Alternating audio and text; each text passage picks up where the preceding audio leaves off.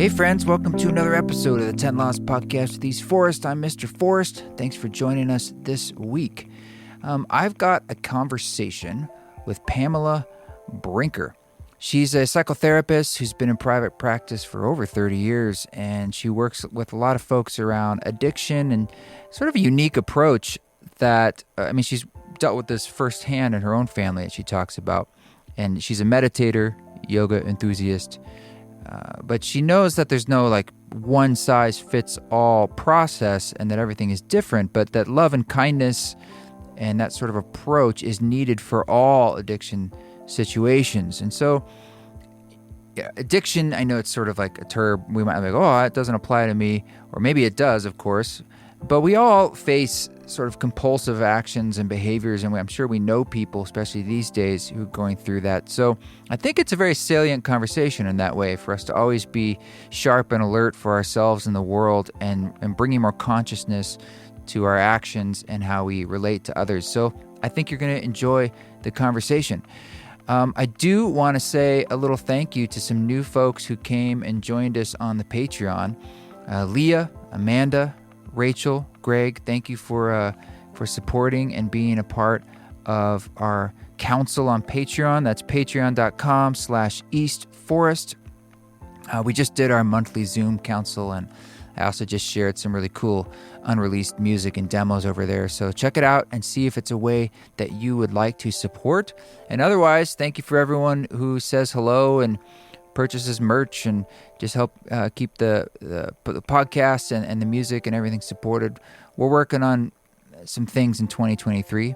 One thing is, it's looking like the record I recorded with Peter Broderick, our goal is to get it out in February, so really soon, and that's very, very exciting. So stay tuned, and we'll give you a release date on that. And I believe the signups for Esalen have gone live or are going live any day. So if you're interested in coming out to the Esalen retreat, that's June 30th through July 3rd, head over to eastforest.org, and on the tour or retreat tab, we should be able to point you in the right direction.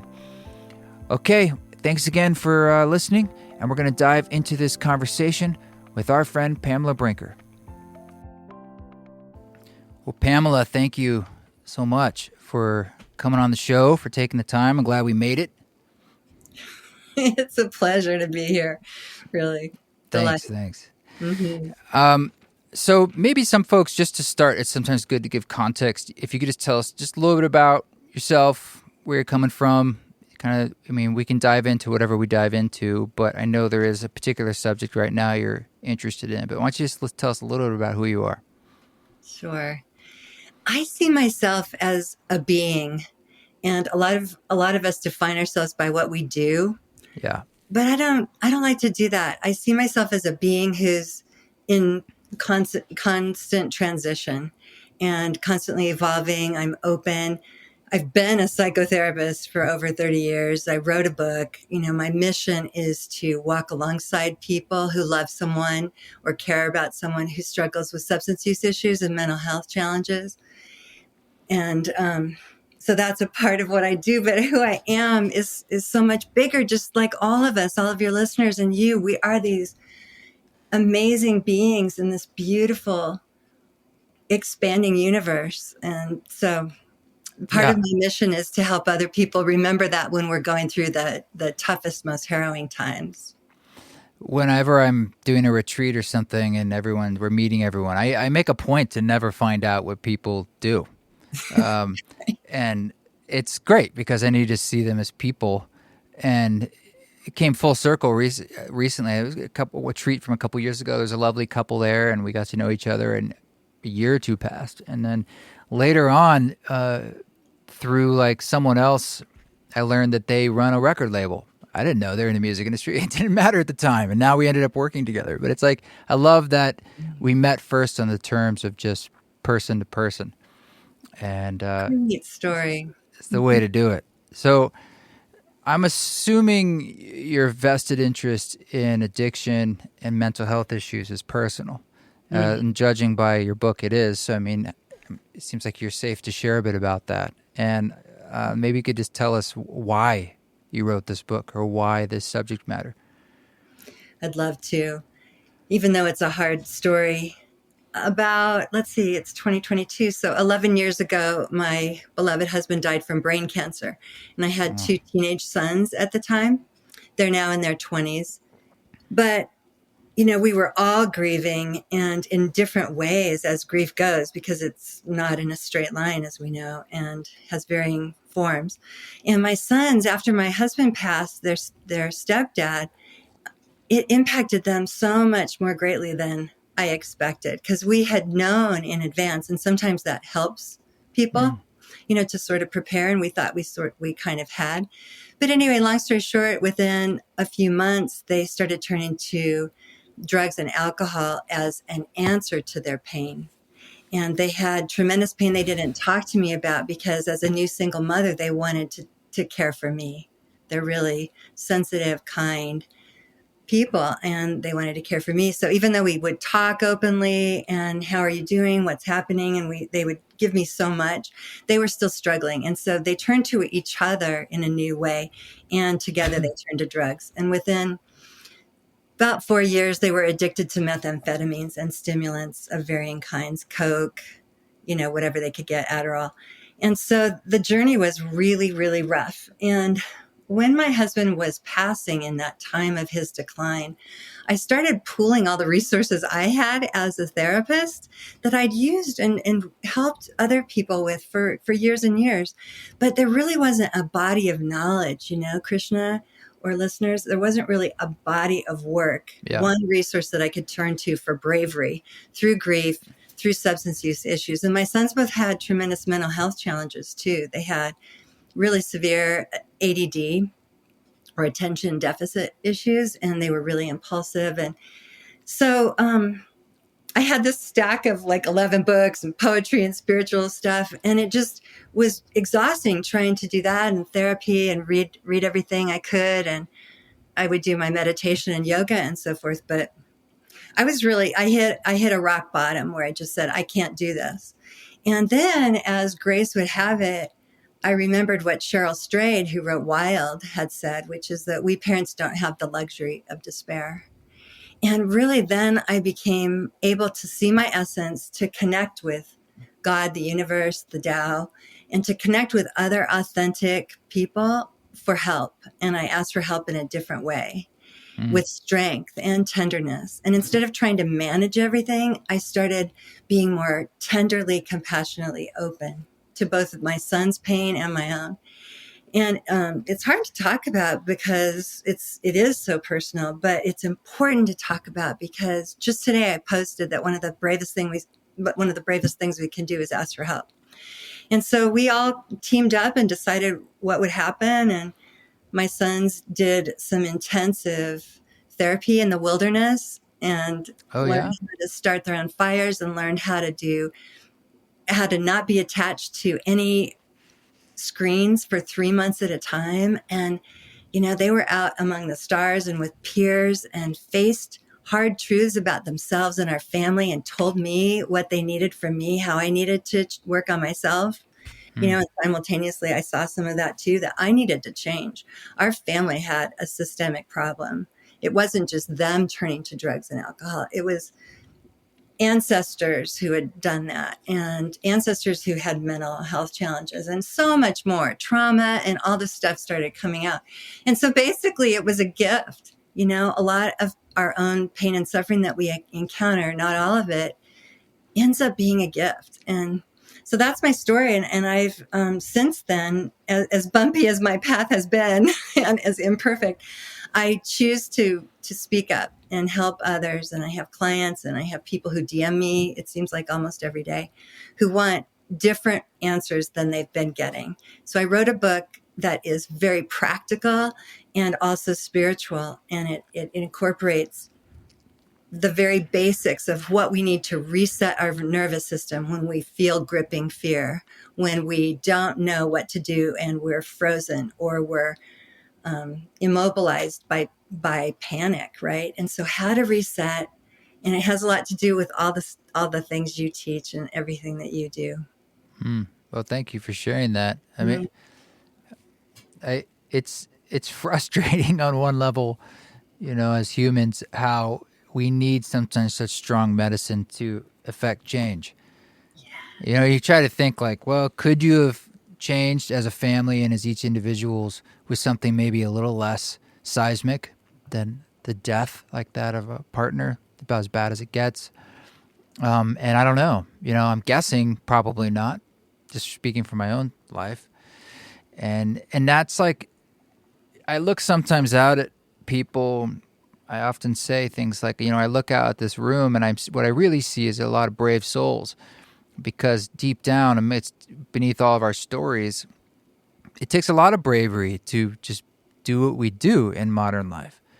And as you're saying, if you choose to believe that we're here to have experiences, then it's hard to accept that the way we grow and change is through some pretty big fires.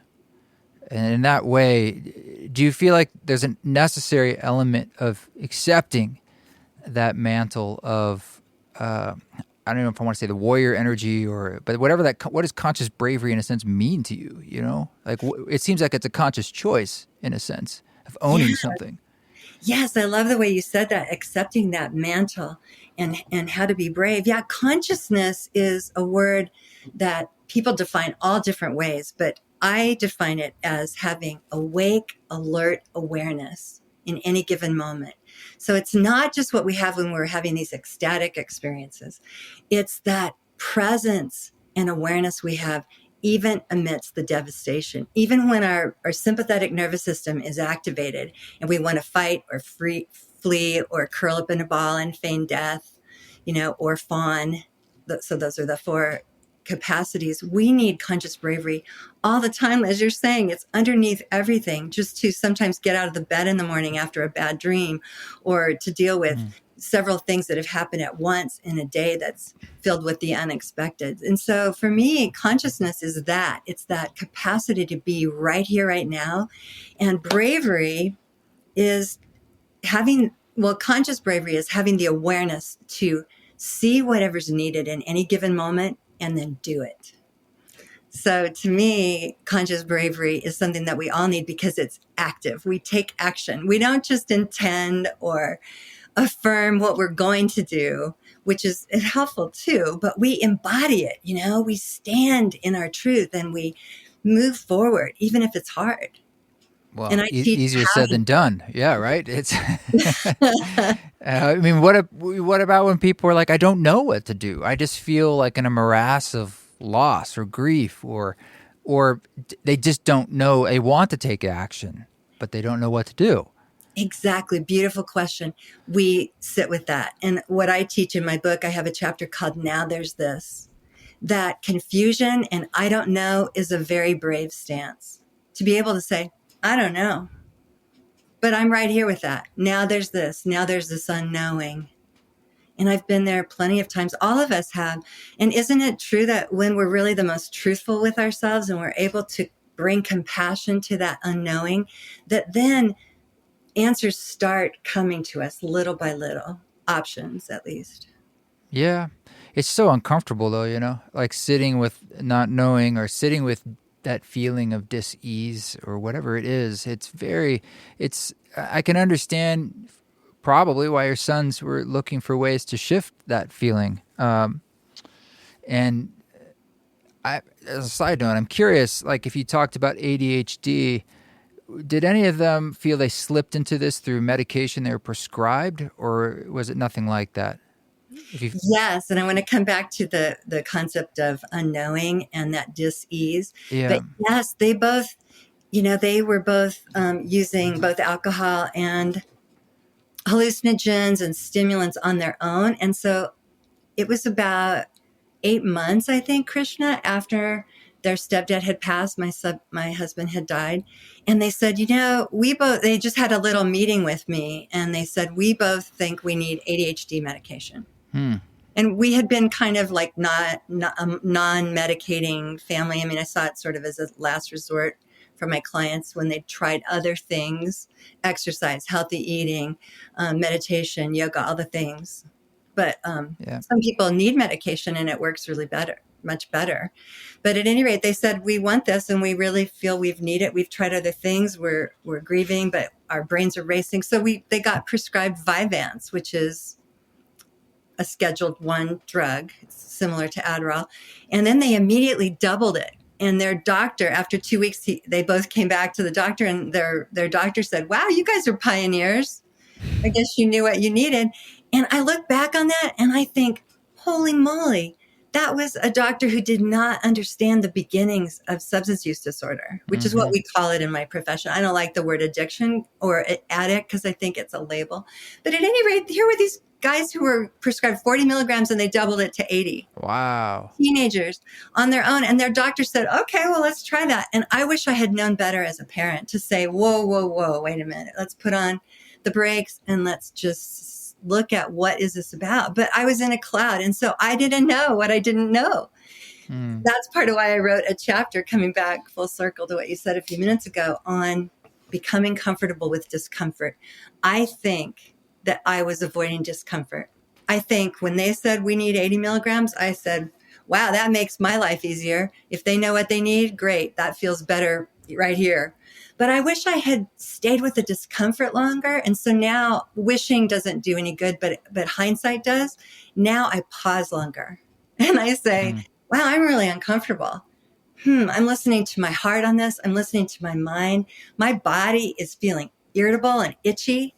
You know, I have, like a lot of us have a quirk in our senses that tunes in, maybe when we pick our fingernails, or maybe we grab our ear, we do something like scratch our chin. That's a physical sensation that arises because of some discomfort in our bodies that we want to listen to. And so I do a lot of somatic work, or body work with my clients, asking them, hey, you just did this. Like some people will do this without thinking. That's a symbol of wiping a tear. What I'm doing is, in case our listeners can't see me, that I'm almost as if I'm wiping a tear off my face with a finger. And so if we're having these experiences, we've got to ask what's going on with non-judgment, with the strength of compassion, and say, what am I feeling?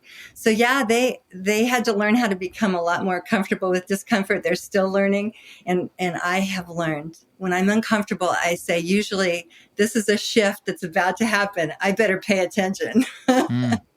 Well, and tell me a little bit more about their recovery and process, because I'm really interested in this piece about the nature. Where did they go to do that? Yes. One of them went, these are great programs, by the way, and they do have financial assistance, but, I pulled it out of my savings because I thought at the time I had 2 colleagues who said wilderness therapy is the best thing for teenage boys. And so they went to wilderness therapy. One went to Open Sky in Durango, Colorado. I love that one. Yeah. It's a great program. And the other one went to my friend Brad Reedy, who's in Utah. I love Brad Reedy. And thankfully his program is now called Evoke. And he went to that program. And they both went to they both went to forms of sober programs afterward. They were so young that there wasn't a lot available. And so I tell parents, if you can figure out a way to work on yourself and your family while your loved one is in the wilderness, in nature, or in some program where they're doing gardening. There was another program where one of them could have gone to work on a farm and do farming for a while. He didn't want to do that, so I didn't make him. I wanted their buy-in. But, if you can get into a situation that's kind of removed from what you've been doing, but still totally connected. Like we were doing family letters all the time, sending letters back and forth to each other, family therapy over the phone and stuff. And so I had to work on myself. A lot was required. And they really worked on themselves. And they were doing, Norman from Open Sky was doing these amazing meditations out with them. They had yoga out on the ground. They were cold. They learned how to deal with the discomfort of huge windstorms, putting up shelters in the middle of windstorms and cold temperatures and sleeping, and turning to peers who were so real, Krishna, with them. Those peers knew them better than I did. One of them had a ceremony. I wrote about this in the book, Conscious Bravery, but one of them had a ceremony at the end in this cool teepee, with sage and stuff. And the peers stood up when he was graduating and said, this is what we know and love about you. This is what we know and we're concerned about you. And they passed the stick around and they said things that were, even more real than what I knew about my son. It's awesome. Yeah, was that in southern Utah, the Evoke one? Yes. Because I have some land down there. I spent a lot of time in southern Utah, and know a lot of people who do these sorts of programs down there, and it's an Awesome. amazing landscape. Really, really powerful. Yeah, it's a great way to partner with the land and do grounding. And I teach a practice I call Earth and Sky, where we reach down, we stand barefoot, we reach down to the ground with one hand and one arm straight down, and we reach up to the sky, and we meet our hands through head space and heart space, and then opposite hand goes up to the universe or sky, and the opposite hand down. And they didn't do that practice, but they did things that helped them to connect with what's greater for them and to really ground into the support of the earth beneath them. And so they're doing much better. And I think they've had a lot of bumps, though, over all these years. And treatment is, I was talking with a new friend yesterday who's written a book called The Right Rehab. And we were talking about how there are so many people who don't have resources for wilderness therapy. So I have in the back of my book, I have a resources list. So those of you who are listening, if you are interested in wilderness, but you can't afford it, email me and let's see what we can do. Because maybe I can connect you with somebody that can either help, or you can find a different kind of program. Because it's a lot about the haves and have-nots, unfortunately, sometimes. Yeah. And that's just wrong. It's an archaic system that needs to change. But at any rate, there are other things besides wilderness therapy. They've both done a variety of things. And one of them is service. Serving other people can save you. Right. It sort of brings you out of the sense of separateness of the individual in a natural way. But our lives are so siloed, especially digitally, that it can really create a kind of sickness. Yes. Yeah. Well said. True. Yeah. But you're talking about sort of sitting with things, and I noticed you're mentioning you're not as fond of the word mindfulness, but I often call it like the witness. But what is it about that you don't like? Because it seems that is a key part of stepping outside of your dream, sometimes your story. Absolutely. Oh, I love the concept of mindfulness and stepping out of our dream or story. Absolutely, with wide awake awareness. But I like to call it whole being awareness, because mindfulness conjures the mind as if the mind is the answer. The mind is usually the source of our problems. We ruminate, we mull over stuff, and we get stuck in the past, or we fixate on the future. But whole being awareness gives us exactly what you just mentioned, the capacity to energetically move into the space immediately around us, or into the layers, into the depths of awareness that are available to us, that can come into our beings when we're open and say, hey, wake up, look at this. You didn't realize this.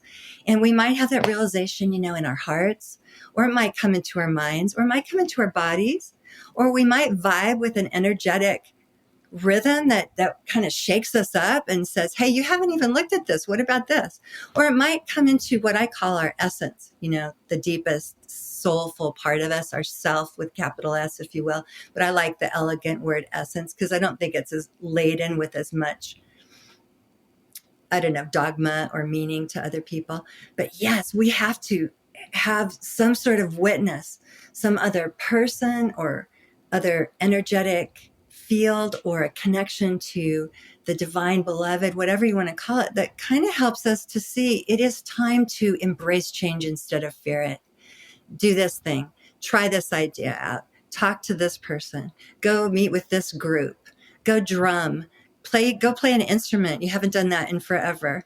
Go sit in cold water and become a little more comfortable with it day by day. These are all things that jog our systems, that help us say, hey, change is right here. I better get better at it.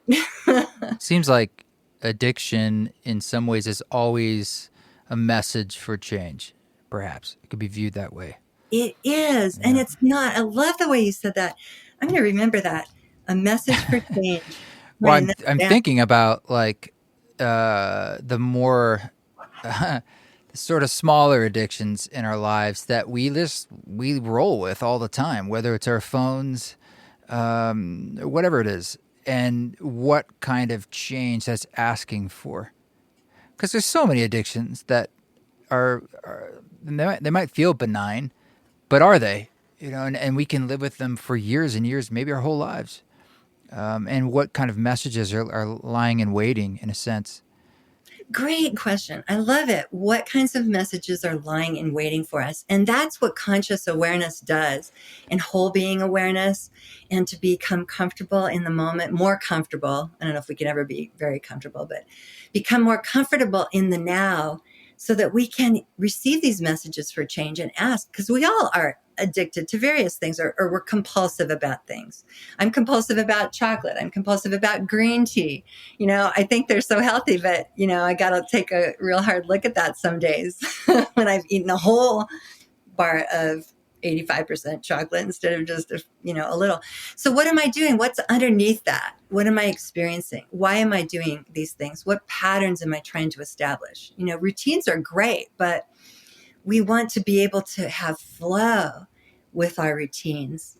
And that's one of the things that the research shows neurobiologically prevents Alzheimer's and helps us to rewire our brains when we have addictions. We rewire by doing new things differently, staying with the discomfort long enough that the water quits running down the Grand Canyon, as my friend Kevin McCauley would say, and starts trickling down this new little path. And then we keep doing something new that's uncomfortable. And then over time, it becomes more what makes sense.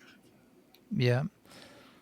Well, bringing like a full being awareness, you're talking about your body and your mind and your essence. And it just seems like a pathway through supporting people who are going through substance abuse, or I suppose yourself, or I would suppose conscious bravery, this notion would apply to just tumultuous situations in your life. But it seems more than anything, though, it would require practices for you to learn the awareness of these different mechanisms. That's an old story of like, you got to bring in practice, right? You have to not just think your way out of it or necessarily medicate your way out of it. I guess that might be a short-term fix, but more than anything, it does seem like it takes a whole body approach, which is an antidote to our modern lives too. Mm-hmm. Yes, no, you got it. Practice, as with anything, as a musician, you began trying certain things out and you practiced them and you became more skilled. Any of us, anything that we want to become better at, we have to practice. So we practice bravery or conscious bravery in the calmer moments, all along the continuum, in the toughest moments, amidst grief, amidst job loss, amidst change, breakups, and even in the most harrowing, devastating moments. But it becomes instinctual, for sure. I've learned this the hard way. It totally becomes instinctual if I've practiced in all those kinds of times. Even when I don't really want to, even if I say, I know the rightest thing to do right now, and the next right step would actually be to be kind. And so I might pause and breathe, and then I might try to have compassion for myself, and then I can offer kindness for the other person. That's conscious bravery too. I like to say that conscious bravery isn't always tough as nails. It can sound like stillness. It can look like silence. Yeah. Yeah. What kind of message do you have for people when they're feeling suicidal ideation, or like not even wanting to be here? They don't even want to have the effort to change anymore. That's a great one, because I've worked with so many people with depression, and it's very unique to every person. But for some people, it involves a certain amount of preparation and knowing that that's part of their story. That's part of what they do when they get that depressed.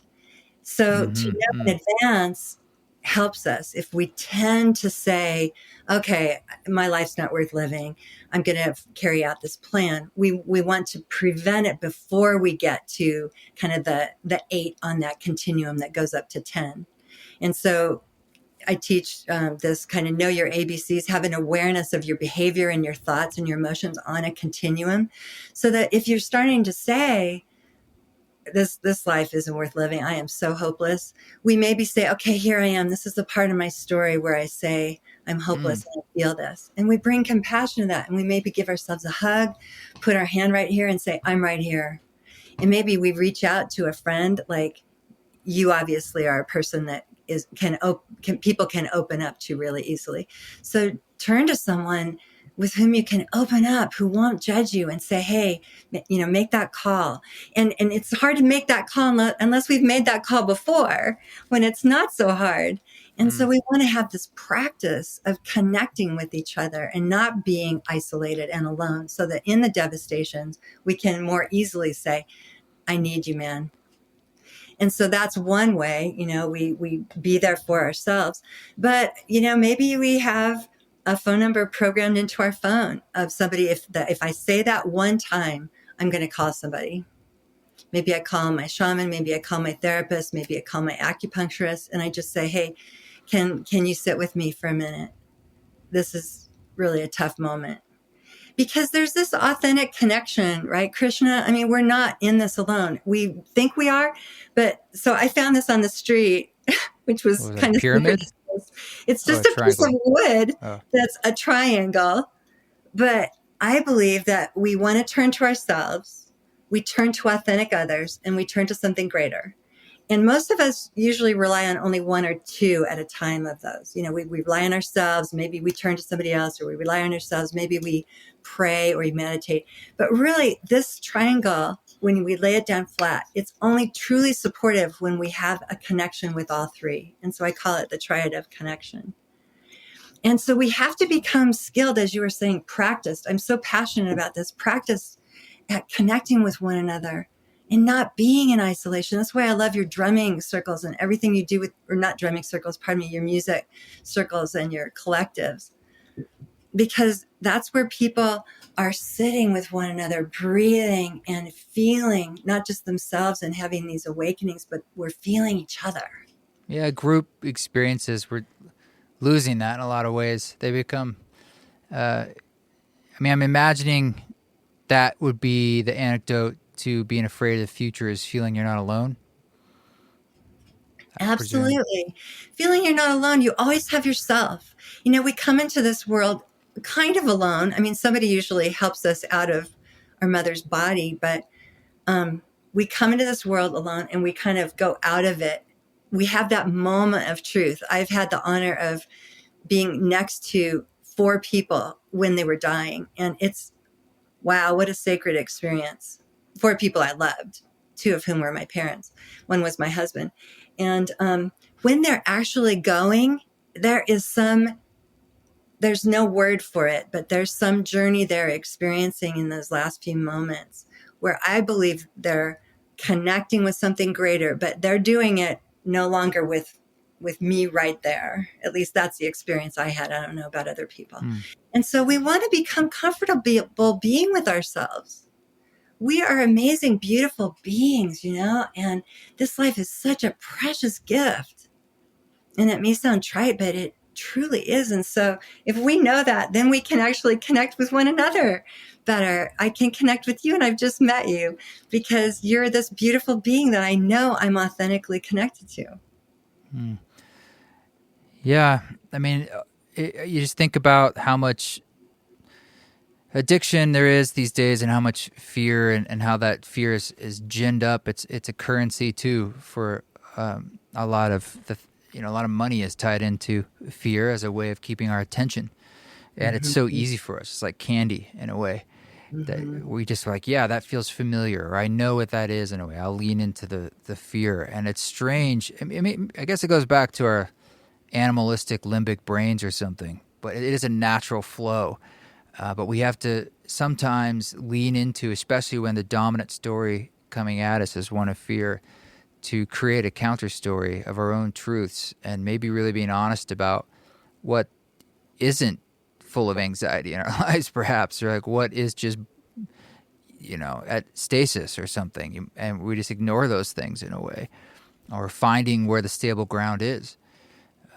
And so these are definitely skills that I think are important as we move forward as a people in a time that's so ungrounded. And I'm imagining it will continue to be that way. So it's tough to hear that, your own family went through addiction in a sense, almost in a sanctioned way. And that's a very common story with opioids too now. And so many other ways. And think of all the sanctioned ways that we don't think of as so nefarious, like whatever it is you can't stop doing and don't feel you have control over, whether it's gaming or Instagram or I don't know what it is, but it's like, it probably isn't that positive in your life, or you're just not even connecting the dots to your mood or what's going on in your life. You might feel out of control. So a lot of this feels like reclaiming volition and what you do choose and recognizing what you do, even amidst everything coming at us. Absolutely. I love everything you said. And there are people out there who say it all differently, but like Annie Grace, she's got a book. It's called The Naked Mind. Kevin McCauley has talked with us, and people like, I'm forgetting, but there are so many people doing research in the neuroscience fields and in the spiritual fields, and they're starting to merge, so that we're seeing that truth involves a commitment to change, like you're saying, I think, and practicing change, but also being open to, hey, maybe I'm doing this because my brain has become dependent upon it. My brain could be faulty. My body is dependent upon it. I mean, I've worked with lots and lots of people and seen so many people who actually, craving is a real thing. Craving is not just, oh, I wish I really had this drug. There's a physiological, how can I say that right now? Physiological craving for a drug or substance. And so what do people do to work past that? Well, lots of people need medication to work through that. And so I'm a big believer in medication supported abstinence for a period of time, at least, to help people get to where their brains are functioning more appropriately so they can make better choices. Yeah. I mean, you just think about the basics too, like you said, like the power of nature, things that were probably part of our lives forever and maybe aren't at all right now, or just your diet, or your sleep, or your support group, or your friends. What you're inputting in is information. It's like we got to get these things in order to really start. Otherwise, you're just swimming upstream in a sense. And it's like asking sometimes a fish what water is when your whole life you might not even recognize. I mean, how do you know? I bet your sons didn't even know what kind of benefits they might gain from those experiences because they've never done it, is my guess. They never, So sleeping true. on the ground and resourcing and dealing, it's an amazing gifts. Yes. I love everything too that you mentioned, the nutrition, our bodies, because I was always a healthy eater and we ate even more healthily when my husband was dying. He called it the anti-cancer diet, a lot of greens every single meal, all of that, a lot of lean protein and all kinds of other things. But my sons finally chose healthier eating because it started to make sense to them once they were free from some of the former impulsive choices. Right. Oh, that's great. Mm-hmm. Well, so the book's out, Conscious Bravery. I mean, is there any other concepts you think it's important for us to touch on? I know there's many other things in here, but in general? Mm-hmm.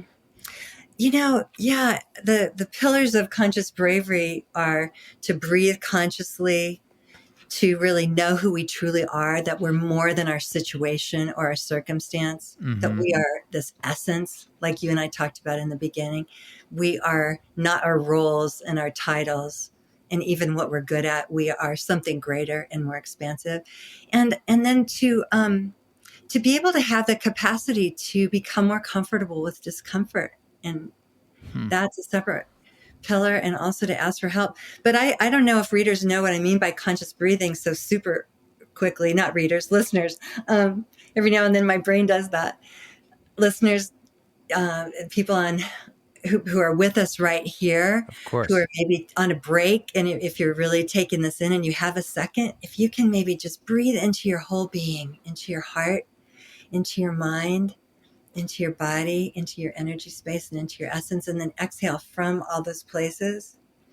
And then maybe see if any one of them is speaking to you more loudly or with more grabbing your attention than another one. and see if your body is talking to you. Then listen and just pause and breathe into maybe a place in your body. Maybe you have tightness in the back of your neck. Or maybe exhale from your mind and release something that you're clinging to, that you really want to hold on to, but you know it's really not helpful, because we have these knowings. So conscious breathing is a gift. And it's not just taking 3 deep breaths. It's actually, people might call it mindfulness, taking mindful breaths, but I like to call it whole being awareness breaths. As you talked about, you witness yourself breathing in, and you witness what's happening as you exhale. There's tremendous power to either calm our nervous system or elevate our nervous system as needed if we just take the time to breathe consciously a little bit throughout the day. Well, thank you for that. That's a big one. Just Mm-hmm. breathing and breathing consciously can bring so much to our lives. So thank you. Sure.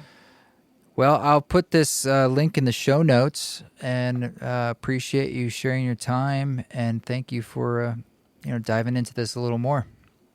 It's really my pleasure. Thank you so much.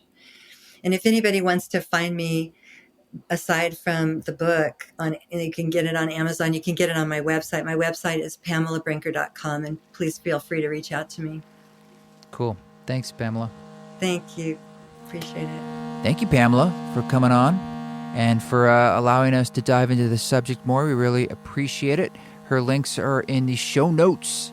This song that you're hearing in the background is called Angel's Rest, and it is from the much released long ago.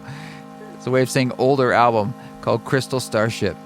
And that was a ceremony, one of my older ceremonies, recorded at our dear friends at the farm, upstate New York. It was a beautiful little experience, and now it's called, we used to call the farm the Crystal Starship, so that's why it's titled that.